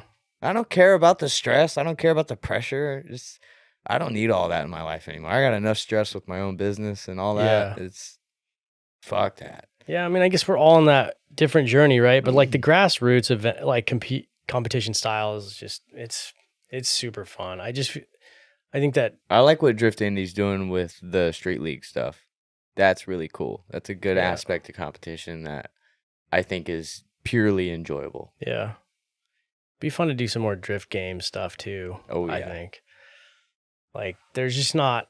I haven't really been to many events where there's anything outside of just like either a team tandem or like just a traditional sort of like competition. Yeah. But doing just like drift games of like, I don't know, just trying to like, like slide into like a perfect parallel parking spot or whatever. Yeah. Well, dude, actually, FD started doing that. Did you? Oh, dude, this irritated the fuck out of me. I don't know if it was the camera angles they chose or what it was, but they did a Backy comp for FD drivers. Sick. And it was a mix of like US and Japan FD drivers and all this stuff. It was really cool. And I was going into it, I was like fucking stoked. Backy comp out FD cars. Totally. And like a lot of them were driving like different cars, like who was one of them had Dylan Hughes had a fucking diesel wagon that he was drifting. Sick. Which looked like he was struggling like crazy, but the car was so fucking cool. But I swear to God, there was only like 2 people that were actually throwing somewhat of an actual Backy. The rest of it just looked like normal entries, and I'm like, shocking. And the turn is massive. It's a massive sweeper, so it's like, what real Backy are you throwing? Because you still have to power out of it. A normal Backy, like it's fast speed, high entry to slowing down. Right. And that's how you would get the nice, smooth looking Backy. Yeah. But dude, I got like 10 minutes into this live stream of the Backy comp, and I was like pulling my fucking hair out. When was it? Like, these are not Backies. Like all of that. I think it was 2 weeks ago, 2 or 3 weeks ago. It was really recent. Yeah. I mean, throwing the Backy, I feel like it's got to be one of the most fun things you can do in a car. Well, yeah, and funnest things to watch as a viewer if it's a single car run too, because there's not much you can make interesting with one car. Yeah, I mean, it'd be cool to see two cars doing that. There you go. That's got to be next. I feel like is that becoming more of a thing. I haven't ever seen it. Yeah. really. But Luke Fink and LZ. oh yeah, well, but LZ The one time it was actually put into place and actually worked. LZ was doing a Backy too. No, Luke Fink did a Backy in lead and chase. I'm saying both cars doing both cars. Yeah. I want to see that for sure. Yeah, yeah. Luke's an animal. It's super fun driving with him and watching him drive. Oh yeah, he was nice to have on. That was an interesting podcast to say the least. Yeah. Do you think events are gonna be venturing more towards fun stuff, or do you think it'll go more towards the competition route? Because a lot of like Riverside 50Ks are done for this year. There's they're not gonna be labeled 50K. There'll still be big payouts, but like it seems like a lot of these bigger competitions are kind of withering away. So what do you think the future of them is? Yeah, I mean, I'd like to see it just be more, just getting more creative and having more fun and getting more seat time for like everybody. Yeah. I think that getting an event to run quickly is like huge. Like if you can get a comp, study Drift Masters, just study their events and you got it. Yeah. Or the LZ World Tours. Those are. Yeah, I've done a couple with like Lone Star, and they were like awesome. It's just like cranking them out, and it's a lot more fun to just have that like constant action happening versus it's like all this waiting time. I think that's the part that sucks a lot of the fun out of it, especially when it's an open competition an open drifting event, and then they shut the open drifting down for the competition portion and everybody's got to wait for that. That's always like the least fun. But when the comp can run smoothly and quickly, those are like the best. Oh yeah. But it seems like the higher the level of competition, the slower the process has to go. Yeah, and I hate that because because Drift Masters proves against that. Like that's the same highest level, but they still make it work and they still make it entertaining, and like even for the viewers that know nothing about drifting, they can still follow along, and it's just almost all around a better viewing experience, in my opinion. So, totally. Yeah, but do you think they're going to die out a lot more, or do you think they'll find their way back and start growing a little bit more? The competitions? Yeah, the bigger competitions. It's always going to be comps. I feel like there's things always happen kind of cyclically, so I feel like it'll start to come back at some point. But yeah, I mean, I think part of the challenge too is it's like just keeping tracks like open is like another whole issue. Which is something that I honestly am passionate about getting involved in, is trying to like create more resources and like unification amongst like track owners and like proprietors that are running tracks, like because they face the similar issues of like why they want to get shut down, whether it's like neighbors and land use issues and stuff. Sound, whatever the things are that are going on. But it seems like every track owner deals with it like on their own. Like Pat's Acres shut down. It's like, it sucks so bad, especially because I'm so close to that place. It would definitely be like my go-to track. And, you know, they're running the go-kart thing there, but they're just not able to run drifting. And it's like, basically, I think just comes down to like some sort of like a legal interpretation, and they're battling that, I think, I would imagine, like on their own. And I'm like, how many other track owners are having similar things going on where if we could kind of pool some of that like knowledge and whether it's like doing case studies or better understanding and interpreting like how the law works, but the better we could like, why is there no try to lawyers out there taking advantage of this? Well, yeah. I mean, I think that's what it comes down to, is like you need to have that like mindset or that skill set. And I want to see that happen, because it's like I've dealt with like stupid land use things that really came down to like the way something is presented, or, you know, finding a way that it can mesh with like what's allowed. And it's easy to like miss on that due to just the way that you're approaching it. Yeah. And like, I don't know. I would love to see there being like more of, I don't know if there is some organization for like track owners that helps them out with stuff like that. But that's the thing that I worry about. Like I saw it happen at Pat's. It's like, Luke. Someone start a Facebook group. Yeah. Start seriously. There. Someone. Yeah. I think I've never really personally thought about it in that depth, but that is a very big issue. Yeah. That's going on. It's like why tracks get limited. And then insurance restricting the fuck and, out of you too. Yeah, insurance is a whole nother thing. I mean, which Driven Luck, that track I was talking to you about before the podcast, they're actually in one of the best like circumstances to be in. For one, they own the land. Yeah. They own the track. They paid for it all to get done, blah, blah, blah. They have major improvements to do as far as parking and like the road to get in and stuff like that. But it's very secluded. The whole community out there like loves them, and they're not renting shit. So literally all they have to do is worry about insurance. They don't have to worry about any of the sound ordinances or anything like that.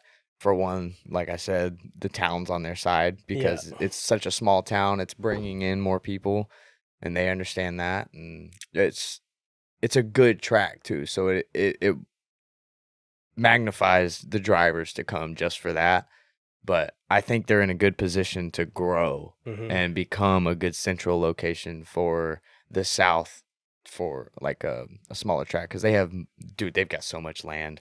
Yeah. They have ideas for high entry tracks, like high speed, very high speed tracks, and elevation changes like crazy on this land. It's really cool. Yeah. So I want to see more event hosts trying to get to that point, because the rent shit is just shooting people in the foot, which I know it has to happen. Like, especially if you own a track, you got to be able to rent it out a little bit, save some money somewhere. But yeah, I mean, I would love to get involved in track management, ownership, or whatever. Like, I think it's fascinating, but it somewhat feels like it's like a labor of love, you know? Yeah. You got to have an extreme passion. Yeah, like it's got to be tough. But I think that's the other thing. It's like things can change, right? It's like, I'm happy to hear that they're like everything's good there. I think they got to be. It's not everything's good, but I just mean in terms of like their standing with the city or whatever it is, because it's like that kind of stuff can change, and I think it's like, how do you better prepare for like the potential of something, I don't know, being changed or a law getting changed, or like somebody wants to build something close by, and it just starts to change things. So, it's like I think a lot of track like owners or managers or whatever, like they're not necessarily like land use experts or dealing with that stuff or in that world, or it's been a track for so long they just haven't had to deal with like that side of things in a long time. So it's like, how do we make sure that these can be, like you said, like positive like parts of the community where the town is like stoked that like this is here and it's like doing good things and getting involved. So I don't know. I just want to see no more. I think a lot of that comes down to the track owner or event host or whatever it is, just not doing the due diligence to put their self out in the community. Because like them, the only reason that it is that circumstance is because they went out and they actually like talked to town hall and like talked to all these people within the community. Like, hey, they go to a restaurant, which there's not many there, but like you go to a restaurant and say, hey, we're actually building a racetrack. Yeah. And like, we'll be bringing some more customers in. Just want to let you guys know, because I'm sure we'll be here a lot too. People will come out, and then that's a better, like you said, the approach. Yeah. If you were to just come up and tell them, I built a racetrack, there might be some more people that come in, but there's going to be a lot of noise and stuff like that. Just want to let you know, like, that's a horrible way to approach it. But if you approach it in the aspect of just, there's going to be a lot more people coming in, where we have a lot of plans of doing this, and this, so that it brings even more people on top of that. And like, or even asking, what could we do that would make this be positive for you guys and your neighbors or whatever we can do to help. Yeah. I mean, it's huge. Could we offer you a cheap alternative for advertisement? Yeah. And then you both win. The fuck? Yeah. It's like, I don't know, just hear about too many tracks closing, man. It's depressing. And ain't that the truth? I got to figure out how to like try to help Pat's Acres get back open. Like, I feel like it's like something I need to figure out to help push, because I think that they want to open. It's just been like a challenge, and I deal with the same like local municipality for my land use issues. So it seems like, maybe, I don't know, maybe we could We lost figure that out. MIR here. Yeah. Memphis International Raceway. God, I missed. That was my first and, well, not now my last event, but it was my first event ever. And then the last event I did before I took the car down. And it had like 2 more events, 2 more years after that. Yeah. And they shut the place down. Yeah. Sucks. Why'd they shut it down? It's owner issues is a big one. But it is right in the middle of town. And it's a massive facility near the airport and everything. But is it shut down or they like tear it apart and stuff? So no, it's just not maintained whatsoever. So it went for sale. A dude was gonna buy it. This is the story that I know. So if I'm wrong, correct me in the comments. Do whatever. I don't care. But went to sell it and then got an offer on it. It was about to go through and everything, and then they catch wind that someone like Amazon or like someone like that could buy the property for, 5x the price that that dude was going to offer. And so now it's sat on market for an absurd amount that nobody's ever going to buy it until Amazon just needs a fucking place, or Walmart needs a place, or whatever the fuck it is. The airport needs to expand, So it'll just sit there until it finally sells. But yeah. That's the circumstance we're dealing with. And that had 3 different tracks that you could drive on. Yeah. I wonder if somebody could go in there and just like figure out like a stopgap where they're like, if you sell it, we'll get out of here. But dude, do you want to get so many people have. So many people have tried. I don't understand. I imagine that would be the case. But yeah. Now it's like it's so just overgrown and disgusting that it would take so long to even prep it for an event. So yeah, but it's a racetrack, multiple racetracks. I mean, it has a drag strip. It has a road course that was like 120 mile per hour entry. Nuts, like fourth gear and a Z fast. Sick. And they had the regular road course of long straight into some S's and shit.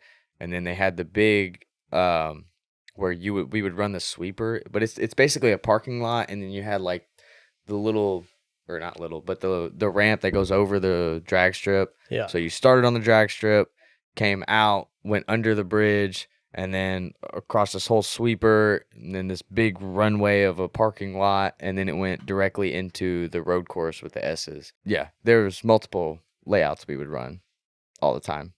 And stupid cold, that event. Extremely good event. Luckily, it came back. They're still doing it, just not there anymore. Yeah. But yeah. That's the sad story, man. I just don't ever want to see that anymore. I know. I mean, in my relatively short amount of time drifting, it's like I've just heard of too many tracks closing down. So. Part of it, I guess. We got to find some way to counteract, but. Yeah. All right. Well, we'll get off depressing shit. What's your goal moving forward with the C5? And just your drifting career in general? My goal is just to go drive it as hard as I possibly can. I mean, I just want to, like, in the last 20 months, I think I've driven like 25 tracks in that car. No shit. So that's been wild. like, that has been the dream for a long time. It's just like, I just want to go travel the United States and like explore different tracks and drive and do that. Mm-hmm. So I've been able to do that. And that's been amazing. I think I just want to continue to like just keep progressing my driving. I'd like to build another car or two. Nice. So that's definitely there. But like I said, I feel like I want to leave the car as it is for now. The motor that's in it was actually technically built for boost. Mm.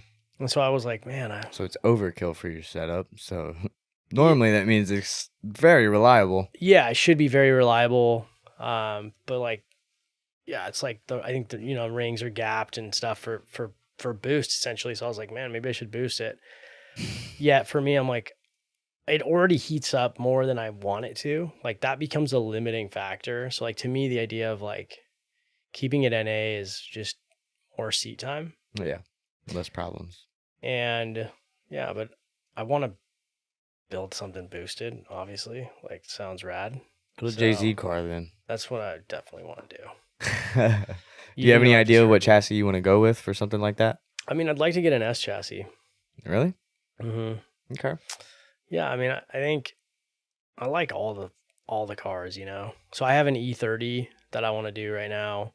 It's got a M52 in it. So it's pretty close to being done. But I want to make that a drift car. I love E30s. Yeah, dude. Soft spot for those. Yeah. Just such a classic like look. I feel like I've always loved that chassis. But doing an S chassis for sure is another thing. It's like I just want to do one. It's like, you know, I love cars, so it's like what would you not want to get? Yeah. I feel like they're all good, but there's just a lot of cars I want to do. I've been like remodeling like this house I bought, and it's got a shop in it, and it's just like been sucking every ounce of my time for the last 9 months, like every hour. So I'm like close to finishing that, so I can start doing all the projects that I want to do inside of the shop. You gotta get through the grunt work first. Yeah, but I'm excited to like just get back into like being able to like have more free time to work on the cars. And yeah, I've got too many projects that sit, and I have not been making progress on them.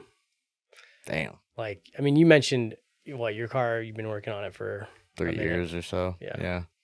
So I've got a few projects as well. I've got 2 911s that I'm trying to rebuild.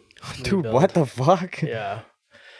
I think I'm not a Porsche guy, but I think like for me it was so I own a car storage business, and one of the first cars I like stored, one of the first cars that I really fell in love with was an old Porsche. And my neighbor at my first place, and I basically I lived in this warehouse. I was by myself all the time. My neighbor was one of the most like renowned Porsche builders in the world. Oh shit. Rothsport Racing. And so like I would hear their like engine dyno going. They're building these like sick twin turbo, just monsters. And I would be like, I just want to like hang out over there, but they're like, you know, working, and they're like, you don't want to intrude and shit. Yeah. So, but like, I remember I was like, so I have this like storage thing, and I start the cars regularly to keep them like in good running condition, right? It's one of the things we do.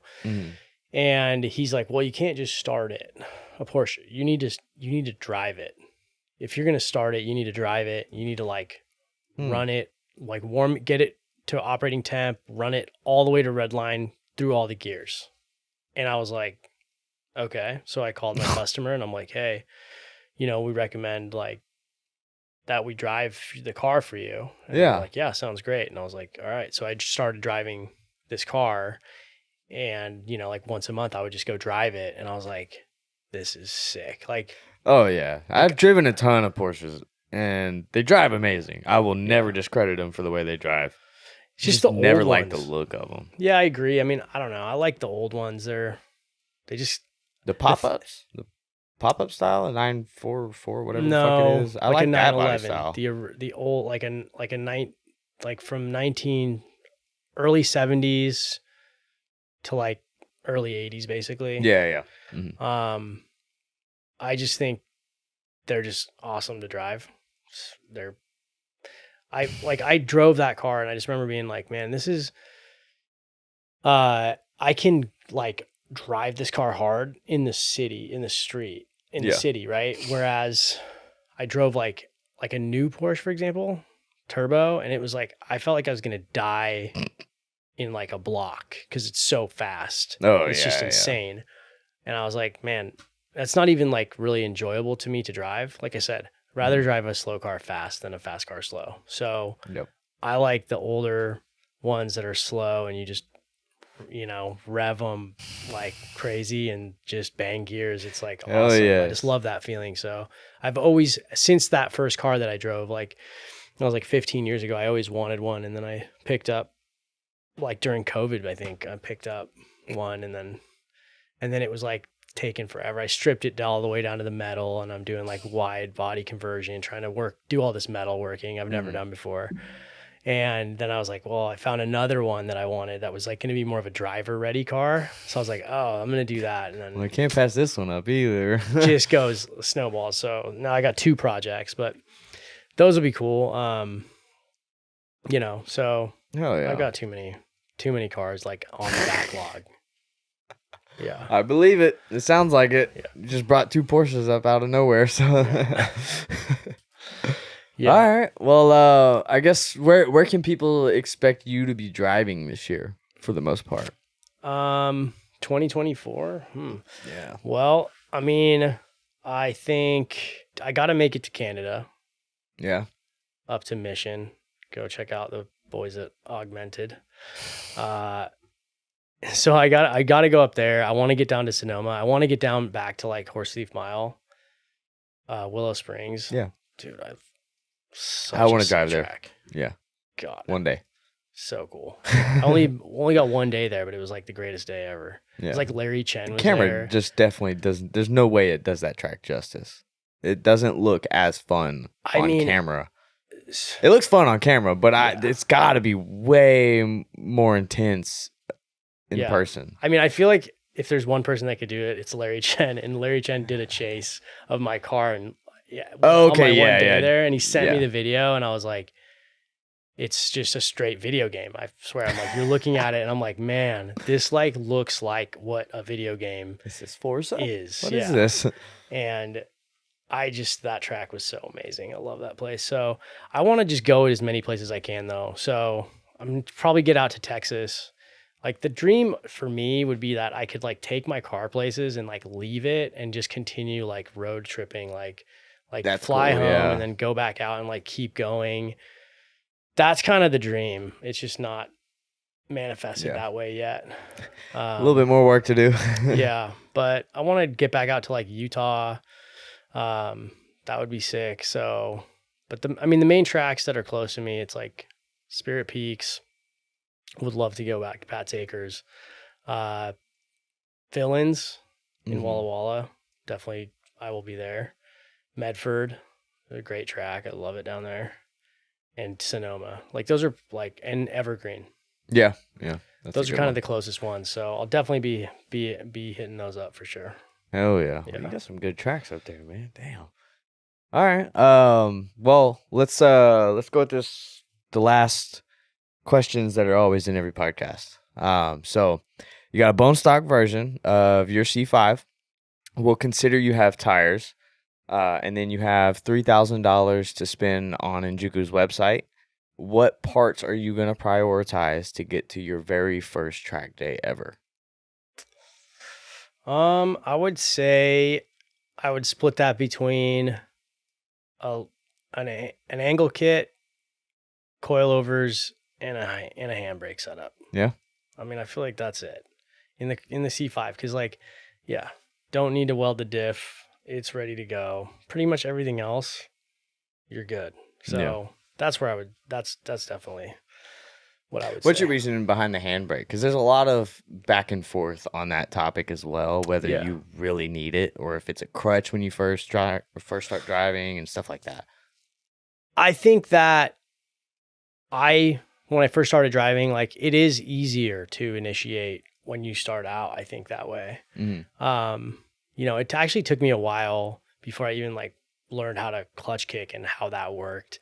Yeah. And once I started learning to throw the car in, it's like you could just watch it and you're like, dude, if you watch it, handbrake initiations, not very exciting. They look ugly. Throwing it in really hard, that's the only way that you want to drive. Yeah. And if you ever like early on, if like knowing just the handbrake and you're chasing somebody and you see him just like throwing it in, you're like, oh wow, that's fucking gnarly. Yeah, that's kind of like a little superior to what I was throwing in there. Then you want to start doing that. So I think having a handbrake is a good safety net. And it can be a good way to start, especially when you're doing like open track days and stuff, and like you got to be able to like that's how I explain deal with things. It's a good tool to have to save your ass in certain scenarios. But drive without it. Yeah, like I think that's a huge thing is just practicing never using it and just trying to drive the whole time without using it and only using it if you like really needed to keep, you know, from spinning out or hitting somebody or whatever. Yeah. But I think just driving like you don't have it. But I think having it in the car makes is a great like safety as well as like it's just a good tool. So I do like, yeah, I mean, I feel like that is a big one. Another one actually is is the steering wheel though. Yeah. Bucket seat is a big one for me. I would say bucket seat. Now you're saying all these things that I was like taking for granted. I'm like, yeah, bucket seat is huge. You want to run it back real quick? Yeah. Yeah. I mean, I think that as far as like just starting out though, I'm like, if it was bucket seat or steering wheel, I don't know. The wheel to me is the feel of the car. Yeah. Like that is the feel. And so having a good wheel is huge. I don't know how people don't like make that a priority necessarily as much, but I also, for me, like a bucket seat is like you got to do it.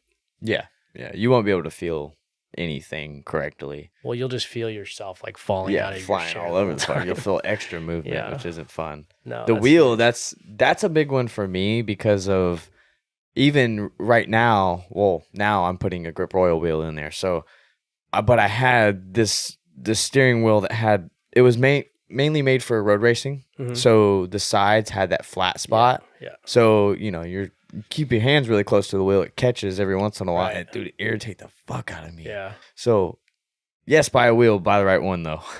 So make sure it's completely round. So what about suede versus not suede? I hate leather wheels. Well, I hate leather in general. Like couches, no leather. Yeah. Seats, no leather. Absolutely not. It sucks. It's cold as fuck in the winter. It's hot as Satan's ball sack in the summer. It's not fun until you've sat in it for 30 minutes and warmed it up. All right. So what about gloves? How do you feel about gloves? Absolutely wear gloves. Yeah. Driving shoes, that's a good one, big one too. Mm-hmm. I didn't realize how much I could not feel because I'm big on Vans. I love Vans. Yeah. But the moment I put driving shoes on compared to Vans, I was like, I just gained a whole different aspect of the car that I did not know was even there. Yeah. Yeah, I mean, I felt like gloves, that too, but I'm like, if you've ever forgot your gloves and you're like, oh, can I even drive without gloves? Like, that's why I was saying gloves not as much. I just like the feel of it, especially the external stitch ones that I have from Bridgemoto. You don't feel the stitching on the inside. It's just smooth as butter. Oh, yeah. Nice.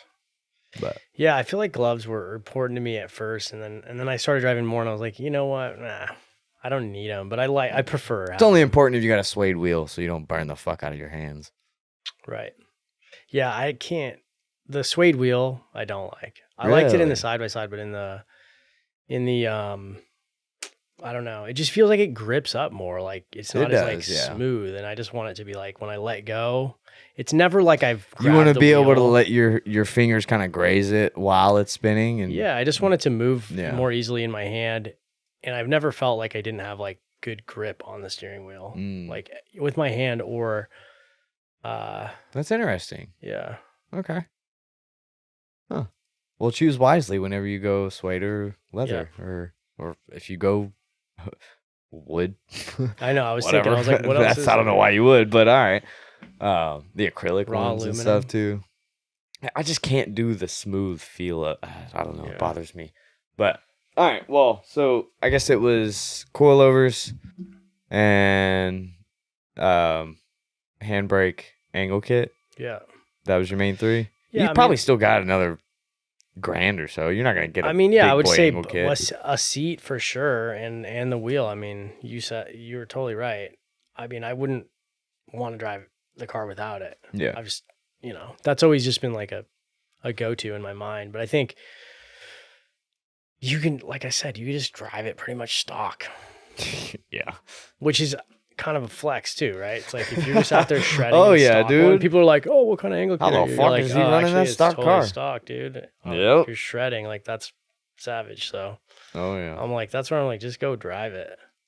Cheers to that advice. I think it's like, cause I feel like I missed out on like, cause ideally you're only changing one thing at a time. And I think that's what happens a lot of times is you change multiple things at the same time. You don't even get to really learn what the individual things did.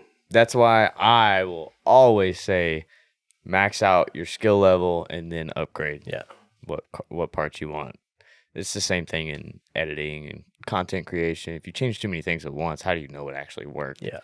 So, yeah, incremental changes. Well, all right. I guess let's get your best piece of advice for anyone just getting into drifting. To me, the best piece of advice is just go do it, and don't doubt yourself. Don't worry about things too much. I think when you're like in an event, open drift event and stuff, and there's other people around, it's like, don't try to push it just because you see someone else doing something. Like, just focus on, just getting around the track and progressing little by little. But I think you just gotta, if you have a drive to do it and to be good, just put the time in. And I think you're gonna find that like if you expect it to happen too quickly, you're gonna get frustrated and bored and all that stuff. But it's like, just go out and do it, man. I think that's like the biggest thing to me is if you spend too much time thinking about the planning stage, overthinking the car, wanting too nice of a car or whatever stuff, it's like, just get any car and just go drive. I'm like, that's, I think, the biggest thing. If you're waiting for anything, I don't know, just go do it. Yeah. So stop making excuses. Yep. Simple as that. That's a good one. I like that. Yeah. If you want it bad enough, like, just go. Yeah. You're the only thing holding yourself back. Hell yeah. Take after that. All right. Well, what is your one message to just the entire world? If you could speak to the entire world, what would you say? Man, that's deep. Okay. I would say check in on your people. I think the relationships that we have, it's like the most important thing to me in life. So check in with your people and be good to your people. And, I think that's it. Yeah. We won't get too sappy on that. All right. Well, if you want to plug yourself, plug your people, anything like that, shout out any companies. So yeah, you can follow me on Instagram. It's Jimmy Bruce. And just a shout out to my crew at home, all the people at Luxury Vehicle Care and the Northwest Flex Space, because I would not be here without you guys, and love you guys so much. My friends and family and everybody who supports me. It's just, I can't say thank you enough. I want to say shout out to like Lone Star Drift for the Drift Week stuff. It's been so huge, like progressing my driving, just all the people involved in that whole world has been amazing. So all the friends I've made there and the people that have taken the time to teach me things and help me fix things, dude, huge shout out to all the people that have done the all-nighters with me. You know who you are. Thank you. And I will do that for you anytime you ever need it. Raise your hand in the comments, damn it. Seriously. There's many. And just honestly, I think just the community of drifting has been so amazing. And that's why I'm here. And I love this so much. So thank everybody for doing that. Lastly, Night Drive TV, they make the best headlights for the Corvette, for the C5. Definitely check them out. Hell yeah. Well, sweet. That's good. All right. I guess that's really all we got. So look below the video. Make sure the subscribe button is pressed and not still red. And hit that bell notification while you're at it. And then, of course, if you do want to win a pair of BUMZ glasses, drop a comment and like each podcast until the end of March. And again, all the parts and stuff that we have mentioned, most of them you can find on Enjuku, especially if you're trying to get into drifting with all the shit that we talked about. And as always, links are always in the description, but that is all we've got. We will see you each and every Sunday for a new episode. See you guys. Trust no bitch, can't catch no feelings. I've been taking long flights from the Bay to Ibiza. Hit home runs, I'm a ball like Jeter. I just want 4-4-4, then I leave. I'm a young pop star, call the boy Justin Bieber. Got a little money, if you want, I can teach you. Whole life a movie, you can watch it in theater. Stacking way up to the ceiling. Trust no bitch, can't catch no feelings. I've been taking long flights from the